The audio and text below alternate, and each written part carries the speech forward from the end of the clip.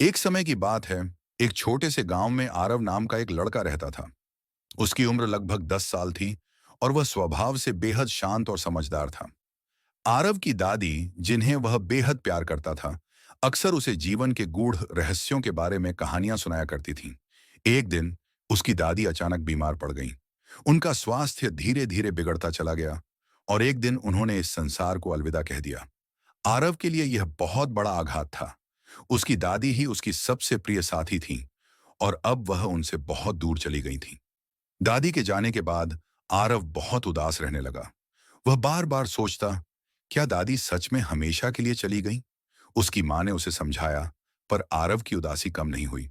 उसे जीवन और मृत्यु के बारे में सवाल सताने लगे, लेकिन उसके पास कोई जवाब नहीं था।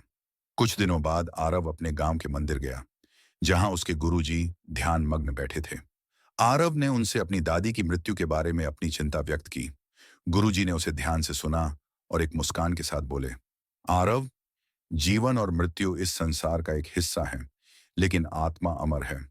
गुरुजी ने भगवत गीता का एक श्लोक सुनाया, न जायते म्रियते व कदाचिन, नायम भूत्वा भविता व न भूयः, अजो नित्य शाश्वतो यम पुराणो, न हन्यते हन्यमाने शरीरे।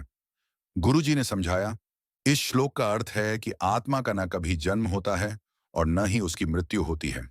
यह अमर, शाश्वत और पुरातन है।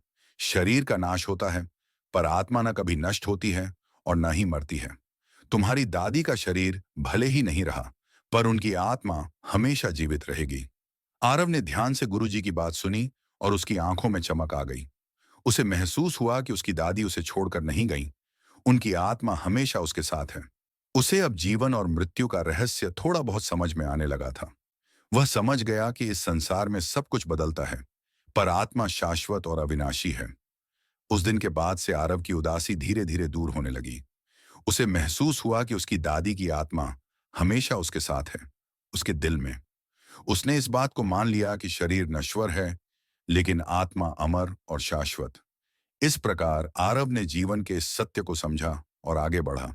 अपने जीवन में आत्मा की अमरता का संदेश हमेशा के लिए संजो लिया।